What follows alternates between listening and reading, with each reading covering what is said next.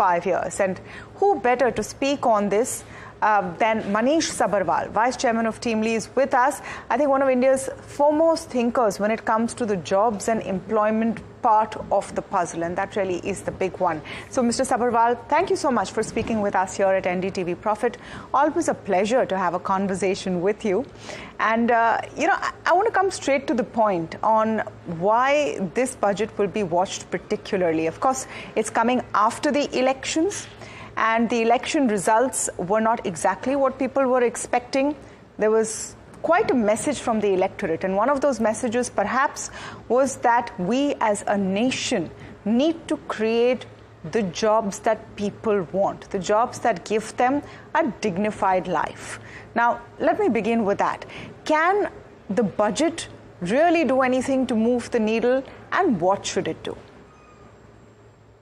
The budget is a financial statement. It's not a statement of reform traditionally, or at least we have been hearing that from the FM in the last few years, that she wants to make reform a dial tone which happens through the year and not only at the budget. But I think the biggest gift the budget gives to the economy is macroeconomic stability.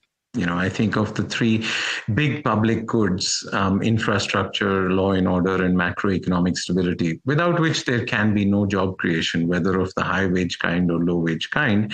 I think the budget is important in terms of recognizing that I think economists have oversold fiscal and monetary policy, right? Monetary policy is at best a placebo, a painkiller, or a steroid, and if fiscal deficits could make countries rich, then no country would be poor. But I think this budget becomes important because of people's misinterpretation of what happened in the elections. If people believe that election results weren't what they expected because welfarism at the top of people's minds, I don't think that is true. I think, welfarism, at least on state government's level, is running out of petrol. So my sense is that the budget can make an important statement in terms of putting structural reform back at the core or at the heart of what India's mass prosperity needs. We have demonstrated that we can do high knowledge businesses. India exported more software than Saudi Arabia did oil in 2021.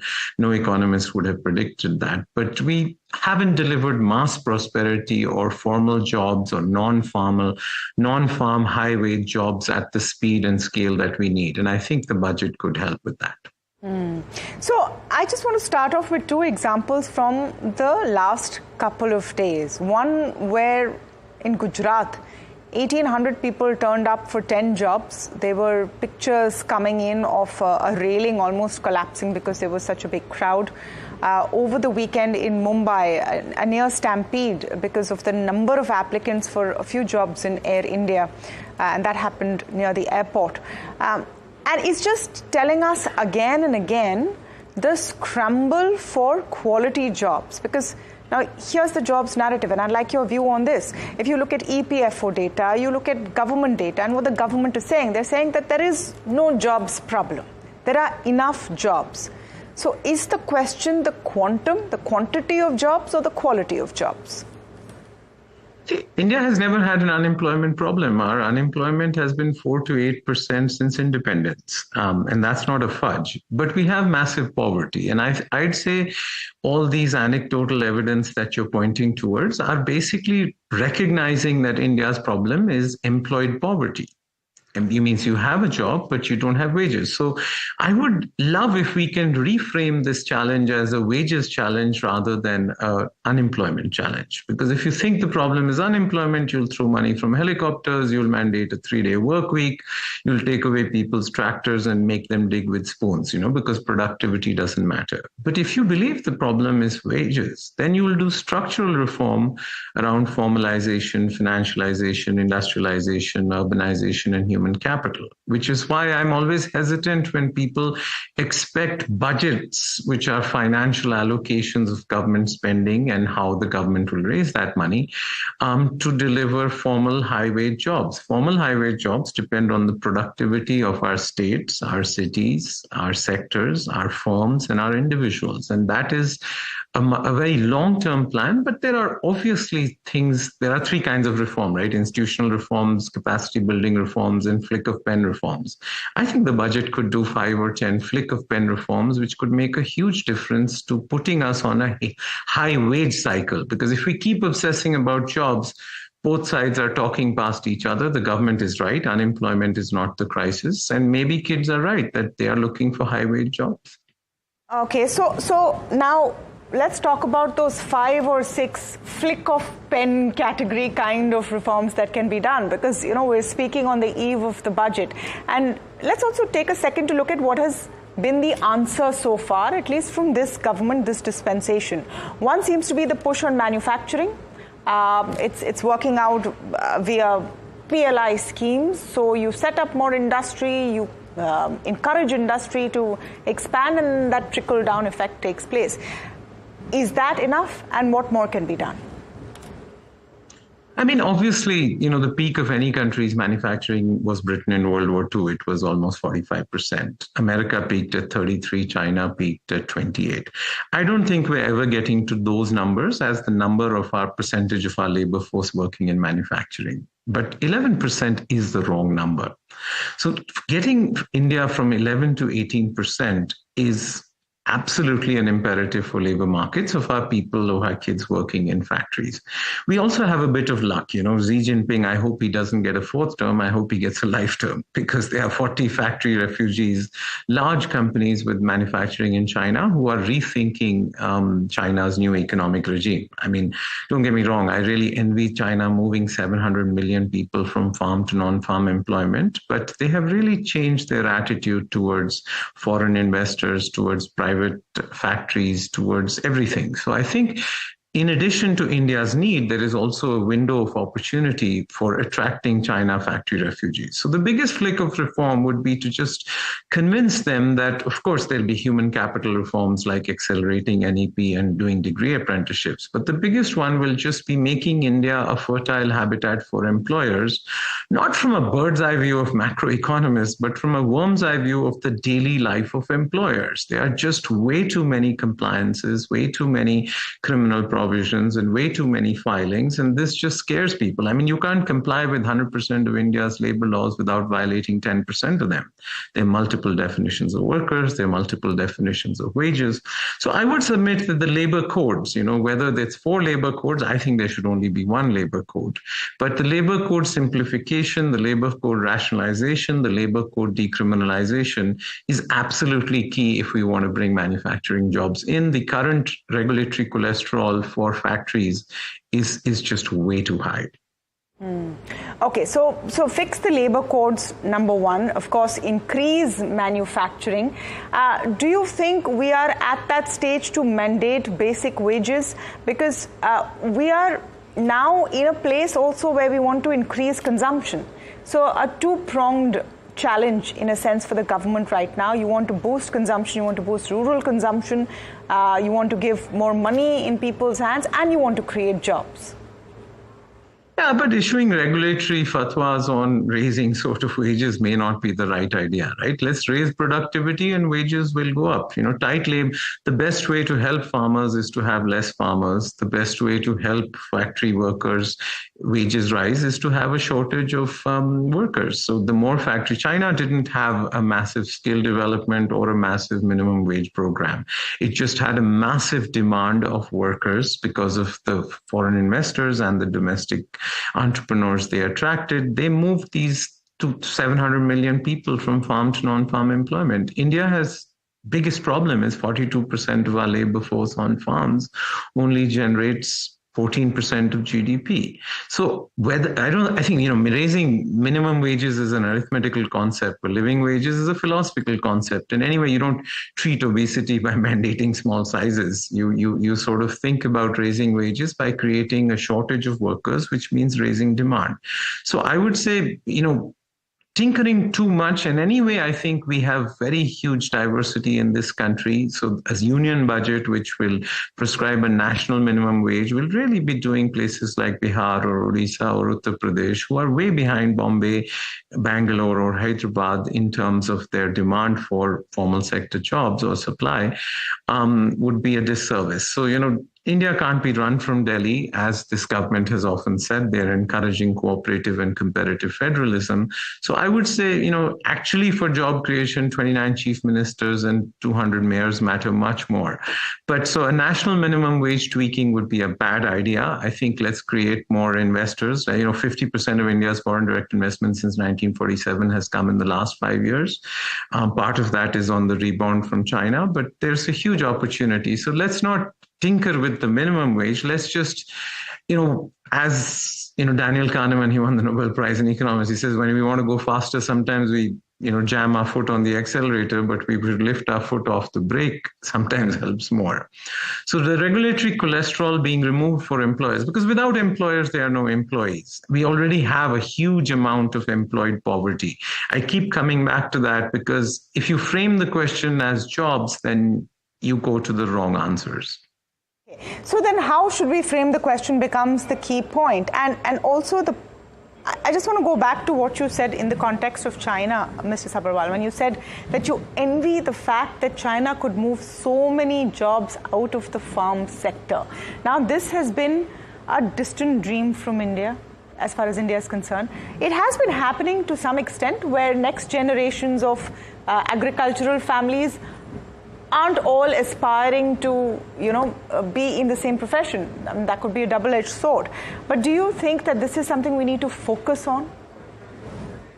I mean, there is no Diet Coke in job creation. We can't have the taste without the calories, right? We envy China because they created a fertile habitat. They gave employers infrastructure. They gave employers rule of the law. They gave employers macroeconomic stability. So I think that the notion that you could somehow China or Bangladesh, which has done well purely in textile exports, did this by luck is just not true. They thought deeply about the daily life of employers. And let's not stereotype big employers. People like me have 120 people in regulatory affairs whose job is handling the regulatory cholesterol. Most big companies, regulatory cholesterol is a thorn in the flesh. It's not a dagger in the heart. But for small employers, multinational employers who look at the law as it is written, not as it is interpreted, practiced, and enforced, I think it is very possible to have India do what China did in factories, but it is not possible if we believe we're going to do that without changing the daily life of employers and small employers. And so I think, to say that macroeconomic stability we have delivered, infrastructure we have delivered, human capital, we have a nice roadmap in NEP. I hope they reduce that, 15-year glide path to 5 years in this budget. But without focusing very heavily on small stuff like universal enterprise number. I have 27 different numbers issued by the government. We can issue an Aadhaar to 1 billion people. Why can't I have single number issued by government? Adding RegTech, compliance to deep digital public infrastructure. We have shown the world how digital public infrastructure can be done for vaccines, for identity, for UPI. Why are we still insisting on employers filing thousands of filings physically and not into some digital public infrastructure? So I think, we have to go from the bird's eye view to the worm's eye view. Sometimes that's hard for a budget. But I think we have to shift the conversation to how do firms think on a daily basis rather than economists who usually don't know how jobs get created. So, you keep talking about regulatory cholesterol. 3 examples, you've given a couple, but say 3-4 examples of what is really holding employers back from growing and then hiring more people. Well, there are 26,000 ways to go to jail for an employer. I mean, 60% of those are in state laws, but 40% of them are in central laws. And I think Jan Vishwas bill was a great innovation, but it only removed 100 provisions of criminal for employer. We should reverse the gaze. Jan Vishwas 2, which I know the government is considering, is going to hopefully reverse the gaze, where we're going to say, keep the 5 areas where people should go to jail, which may be harm to others, which may be fraud, and remove everything else, because this retail provision of asking governments to surrender their, or departments to surrender their jail provision didn't work. There are 67,000 compliances across all ministries, across all state and central governments.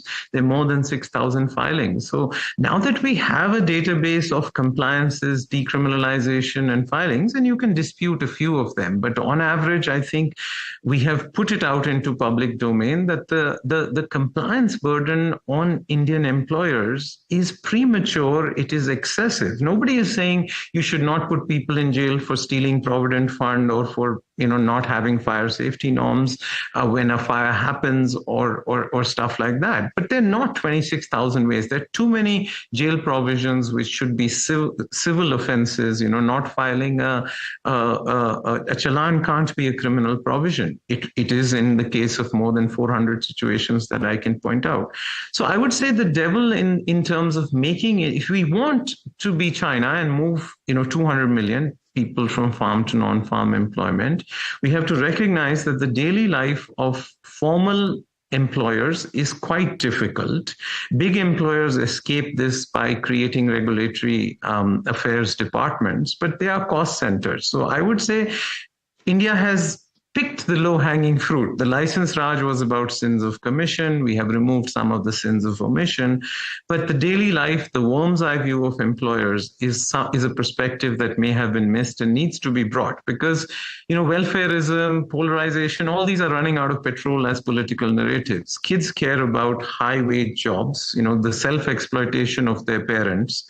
Agriculture and informal self-employment were not self-employment, they're self-exploitation. The self-exploitation of our parents or our grandparents is no longer acceptable to the youth. Their aspirations have risen. So the same jobs which were acceptable to earlier generations are no longer acceptable to the youth, and that has important consequences for employers, for politicians, and for policymakers. We'll take a very short break, but we'll continue this fascinating conversation on the other side. When we come back, we're going to talk about the attempts of some states, and we keep seeing this popping up again and again, to start reserving jobs in the private sector. Is that a misguided attempt to get away from the core responsibility of governments to actually create jobs? All that and more on the other side.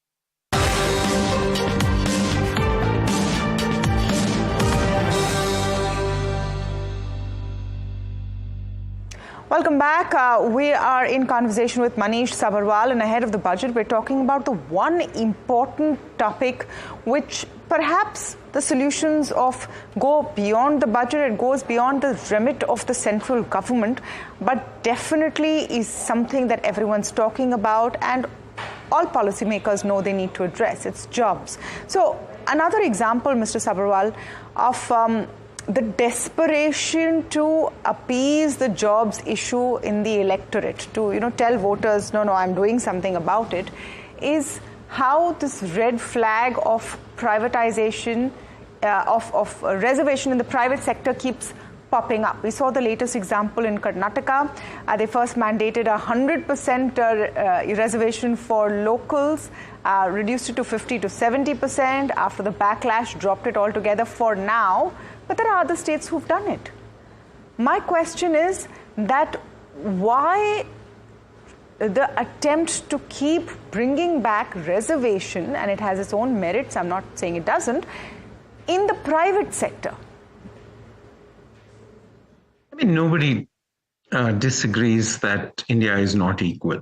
I think depending on you choosing your parents wisely, depending on choosing which state you're born, depending on choosing which city you're born, your prospects of life are very different. The infrastructure of opportunity, which in my mind is the three E's of education, employment, and employability, have not been seen by politicians traditionally because they feel it's very hard to create jobs, it's very hard to fix government schools, it's very hard to get employers to take apprenticeships. But I think this, this idea of reservations is complex, even politically, because while it does create constituencies and remove some injustices, you can't discriminate in favor of somebody without discriminating against somebody else.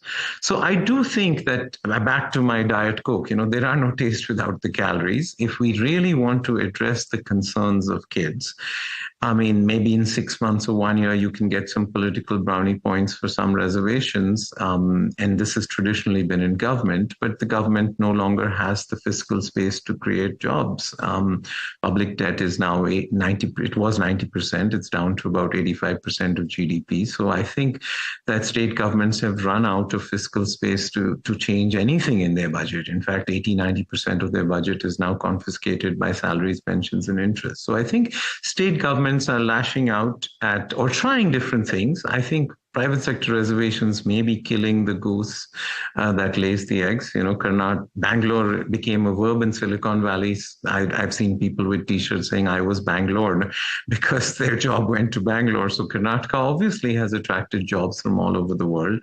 I think, but Karnataka's, strength has been in listening, in taking feedback, in being more open. It's probably the most, Bangalore is the only city in India where more than 60 languages are spoken, or it's the city where most languages are spoken. So I think sense has prevailed in terms of reviewing whether that kind of intervention will harm Bangalore and Karnataka more than it helps. But the underlying issue, we don't live in an economy, we live in a society, and India has to create more non-farm high-wage jobs at a higher rate than we have created. This is a different problem than creating jobs. You have to raise the productivity of sectors. My parents live in UP. Karnataka and UP have the same GDP, but Karnataka does it with 1/4 the number of people. So they're 4 times more productive. If you think of sectors, IT is only 0.8% of India's GDP, but it generates 8% of GDP. 0.8% of India's labor force generates 8% of GDP. Agriculture is 42% of the labor force, only generates 14% of GDP. So we need to move to high productivity sectors, which is moving people off farms to factories and to sales jobs. Sales, customer service, and logistics are the fastest growing jobs in India right now.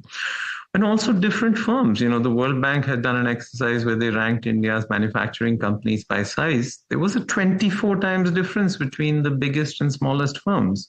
Now, if there's a 24 times difference, you can't pay the wage premium. But if you don't pay the wage premium, you're never productive. So we need states to compete. We need sectors to compete. Mr. Sabharwal, let me just understand from the employer's point of view, because we saw a very quick and strong backlash from a NASSCOM, from industry. Everyone spoke out, and to the credit of the Karnataka government, they realized quickly enough this is not going to go down, and they withdrew for now. What really is the concern? And it seems apparent, but I want you to elaborate on it. If you ask people to mandate a 50% reservation for any one cohort, in this case locals, in management, for example, or 80% overall, what is the real concern that companies have? Well, it's like why Ranji Trophy wasn't as good for Indian cricket as IPL. It's why OTT has made movies more meritocratic than Bollywood traditionally was. It's why private equity has made Indian business and startups more meritocratic than traditional business. I think, productivity, which we talked about at states, firms, and individuals, depends on them being meritocracies. You make decisions based on what gets you to the most productivity. I think a modern state is a welfare state. So Karnataka, the state government in Karnataka and the union government should spend money on helping people who have not had opportunities through a welfare spending. Nobody disputes a modern state is a welfare state, but I think the welfare state should be financed by taxes through productive employers. Productive employers depend on being a meritocracy. So any sort of distortions of meritocracy, at least in private sector, if they had been imposed on the software sector, then we wouldn't have exported more software than Saudi Arabia did oil. We wouldn't be exporting, we wouldn't become the pharmacy to the world by exporting $50 billion with having a $50 billion pharma industry. So I think that we have recognized the license Raj, which we tried from 1947 to almost 1991, distorted and made private employers make decisions not based on what was the right thing to do, but what the law prescribed.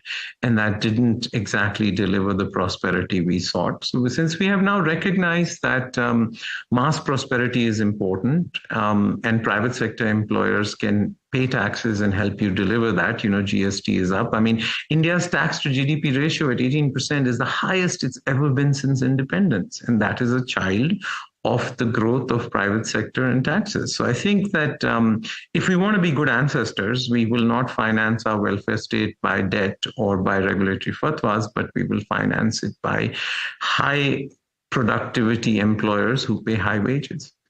Absolutely. Don't kill the goose that lays the golden egg. I think that's the big line to take away from this conversation. Thank you so much, Manish Sabharwal. Always a pleasure speaking with you. And we'll see you back on Budget Day to get your analysis after the announcements have been made. Manish Sabharwal of TeamLease and, of course, on the NDTV Profit Budget think tank as well. That's all the time we have, but stay tuned. A lot more coming up on the other side.